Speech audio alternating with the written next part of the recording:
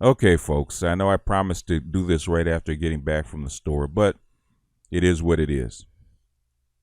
Back to the subject of Hillary Rodham Clinton being unelectable.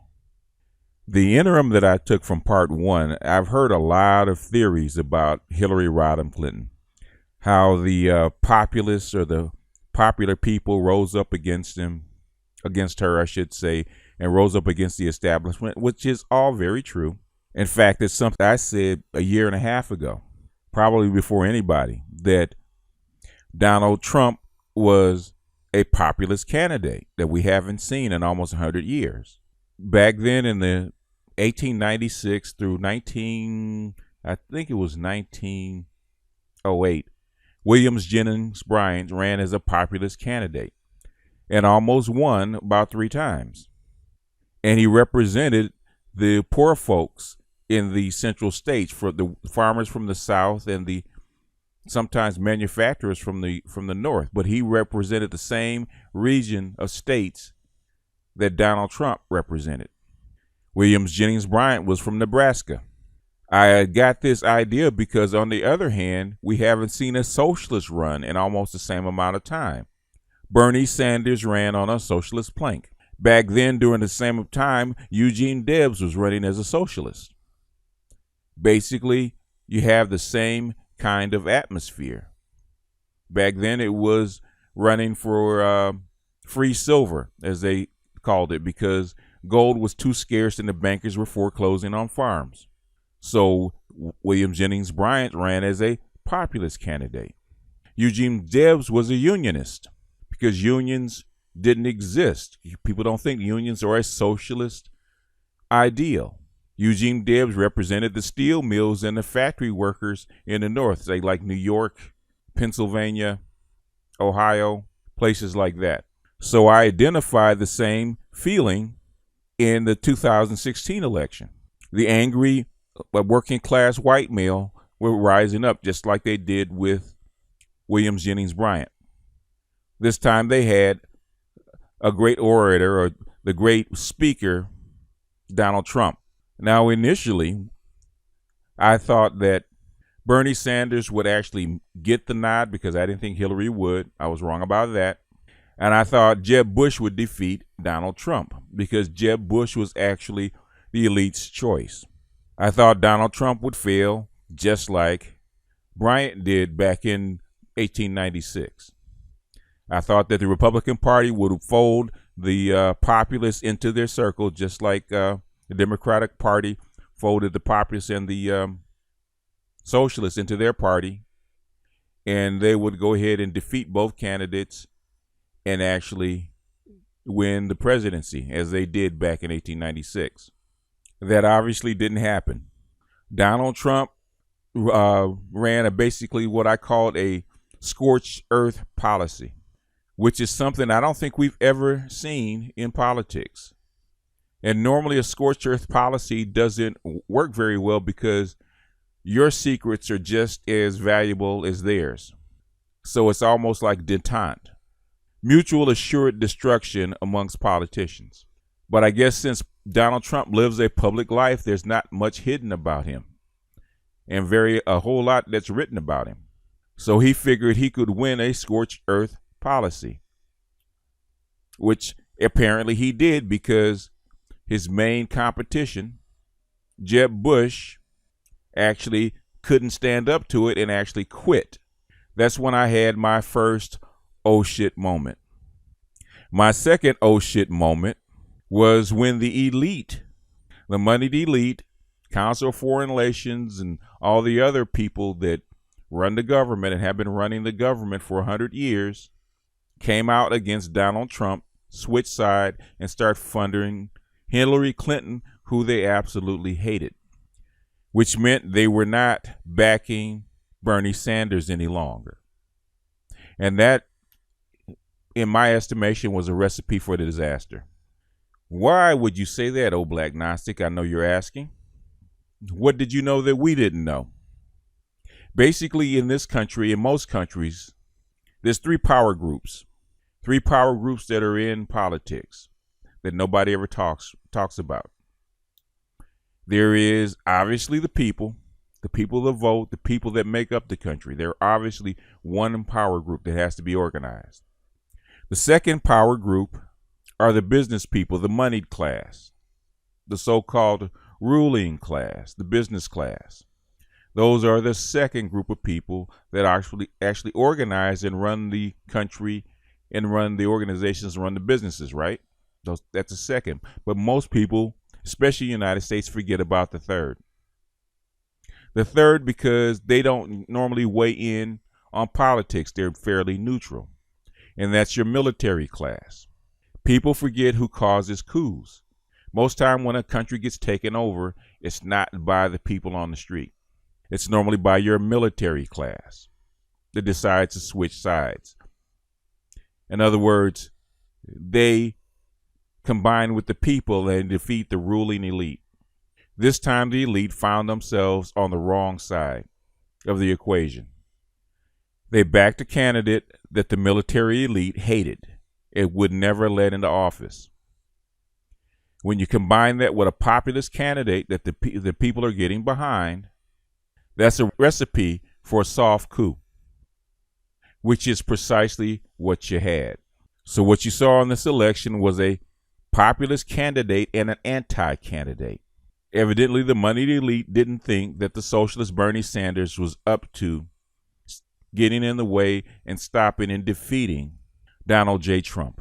They thought it was necessary for them to take on the military intelligence elite. They ran air cover for as long as they could. They got the press, they got the media, and they got the money on their side. They made out Donald Trump to be a bad guy. I don't think he's a bad guy. Donald Trump basically is who he is. But they made him look like Hitler. Now, whether he is or not, I don't know.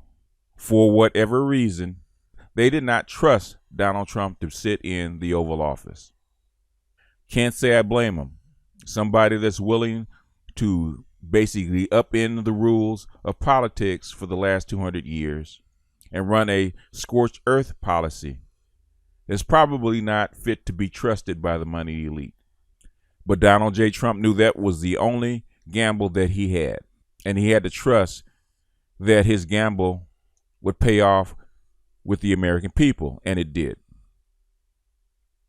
He also had to trust that the military elite would do their job by killing Hillary Clinton's candidacy, which they did. You saw it before she announced that she was going to run, when she had to go in front of Congress and she lied. You saw it when they released the first batch of emails, when they're talking about the illegal server back in 2015. You saw the emails being leaked about Benghazi and Christopher Stevens. Now, the elite helped cover that up and soften the blow. And with the Clintons' tenacity and their machine and their money, they stayed afloat. That wasn't good enough, so the military elite dumped the DNC emails onto the public, where they talked about how they cheated, who they were paying off, how they were trying to rig elections, how they were rigging things against one of their own, which was Bernie Sanders. And Hillary Clinton still didn't quit. A lot of good Democrats, or halfway good Democrats, lost their positions and lost their careers. The DNC and basically the money elite basically arm twisted Bernie Sanders, manipulated the vote, and got Hillary Clinton the Democratic nomination. You could see the disgust on Bernie Sanders' face, but whatever they told him, whatever they threatened him with, he shut up his mouth and sat down and took it. What they gambled on, that they lost on, was that Bernie Sanders' constituency didn't follow Hillary Clinton. Now, some did go to third parties, but a lot of them went to who?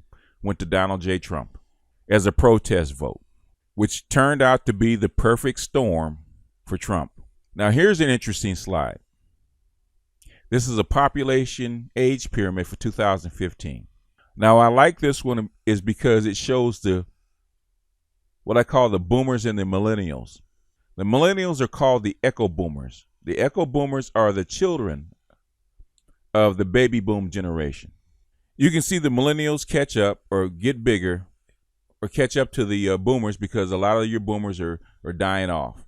So this is the first probably decade where the boomers weren't in control or have the biggest numbers. But if you look at it, you can see who the Donald Trump supporters are and who the Bernie Sanders supporters are.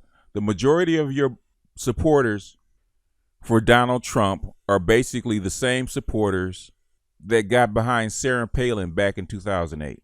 The disaffected white vote, white male and white female, the boomer generation. Now, you had some sprinkling of young people here and there, but the biggest constituency of Donald Trump and Sarah Palin back then were the baby boomers, that large cohort. Now, the largest cohort for Barack Obama back in 2008 happened to be the millennials, which just happens to be the biggest cohort of people back in 2008, or the second biggest back in 2008. Now, along with the general Gen Xers, Barack Obama got elected. Fast forward 8 years. The millennials, who have now evolved and added to their numbers, where they've actually, most of them have come of age into the voting age sphere, the millennials outnumber the boomers.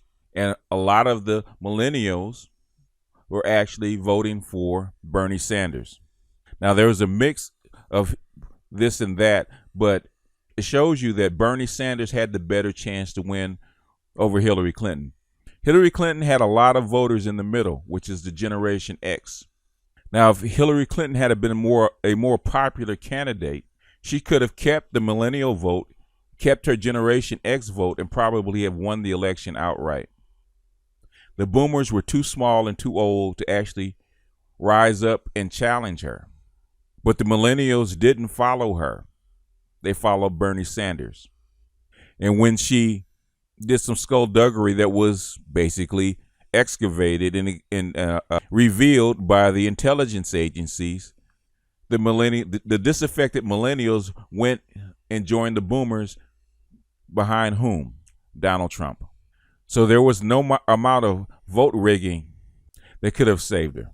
When it looked like the elite could vote rig Hillary Clinton into office, manipulate her into office, even after she was caught on the tarmac making a deal with the Attorney General, Loretta Lynch, not the prosecutor, even after she was caught paying off the wife of an FBI agent who was running for office, the elite thought they still had a shot of getting Hillary Clinton in. And then, just like a script, at the last moment, the military-industrial complex, the intelligence agencies, ran their October surprise that they had threatened for 6 months. Acting through WikiLeaks, they dumped a whole laptop of 650,000 emails on top of Hillary Clinton's head. It was the other shoe. In fact, it was 650,000 other shoes, as you saw in the caption. The people abandoned her, and then the military-industrial complex threw her under the bus. And when the elite tried to rescue her and she wouldn't die, they dropped a whole house on the Wicked Witch. Now, you can crawl from under a bus, but I've never seen anybody crawl from under a house being dropped on them.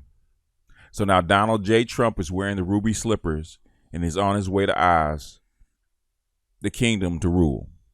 This is just like a good old-fashioned novel as a thriller. The only thing is, I already read the last chapter. I already knew the plot. Just a matter of when the plot elements were going to drop. And they were perfectly timed. They timed so perfectly that there was no wiggle room for her to get out. The elite couldn't come in at the last second and rescue her. It's a done deal. In fact, after the election, she's blaming Barack Obama for not doing more to rescue her. But that is Hillary Clinton's hubris, Hillary Clinton's hypergamy to the maximum. And it's a sad tale of a woman that wanted too much and overreached. Her emotion and her drive overruled her logic. And she will probably have to pay for this attempt for the rest of her life, because there's no way you can outrun 650,000 emails, and there's no way you can crawl from underneath that house. With that, I'm going to wrap this up. This is part 2 of the unelectable Hillary Clinton, and I'll see you guys on the next one. This is BGS